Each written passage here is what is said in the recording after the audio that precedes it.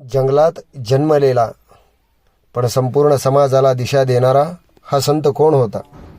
गरीब, वंचित आणि बंजारा समाजाचा आधारस्तंभ म्हणजे संत सेवालाल महाराज. धर्म म्हणजे सेवा आणि सेवा म्हणजेच संत सेवालाल महाराज, ज्यांनी आपले संपूर्ण आयुष्य समाजाचं उत्थान करण्यासाठी अर्पण केले. त्या महान संताला कोटी कोटी प्रणाम.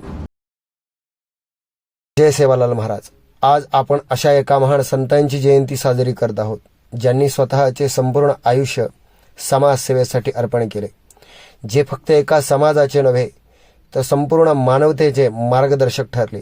ते म्हणजे संत सेवालाल महाराज. 18व्या शतकात जन्मलेले संत सेवालाल महाराज हे बंजारा समाजाचे आराध्य दैवत मानले जातात. पण त्यांचे कार्य केवळ एका समाजापुरते मर्यादित नव्हते.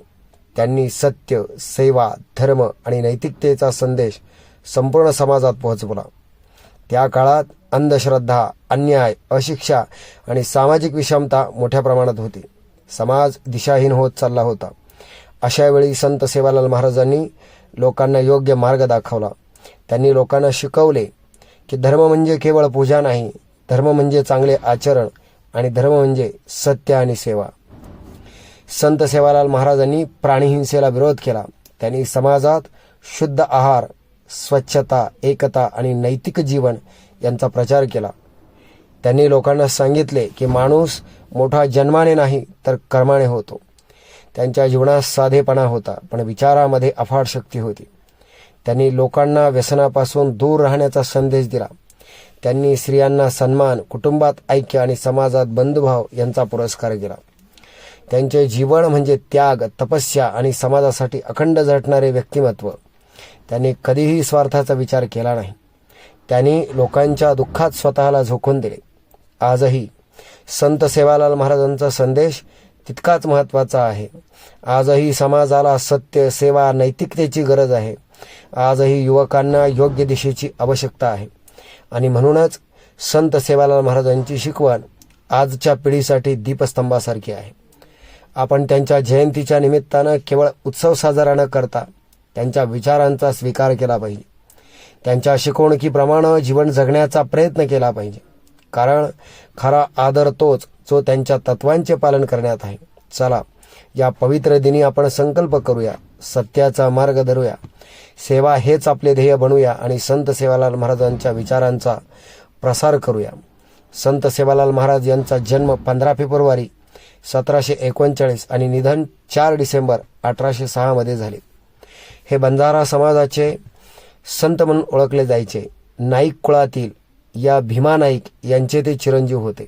वडील एवढे श्रीमंत होते की 7 पिढ्या बसून आरामात जीवन करता येईल. मात्र रूढी आणि परंपरा यांच्या मागे असलेला बंजारा समाज आपण पुढे न्यावा अशी आस सद्गुरू श्री सेवालाल महाराज यांच्या मनात आली.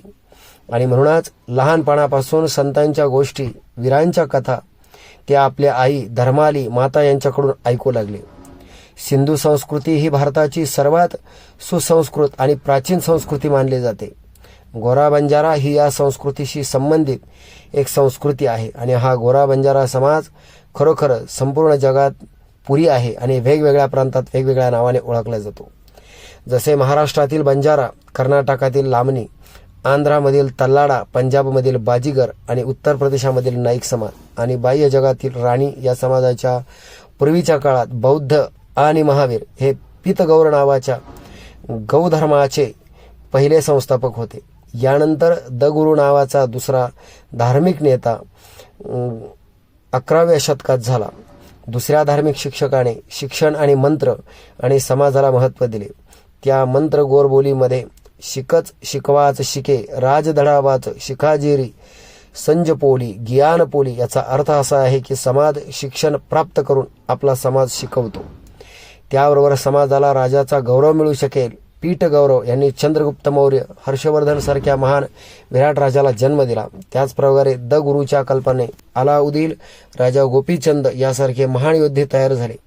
12व्या शतकापासून ते 17व्या शतकापर्यंत गौर बंजारामध्ये खूप मोठे योद्धा बनले.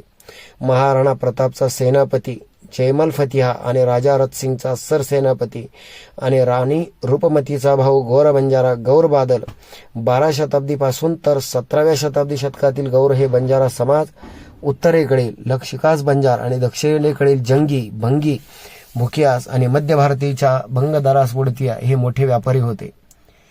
हे सर्व व्यापारी भारतातील बड्या राजांना आणि सम्राटांना रसद अन्नधान्य पुरवित असत.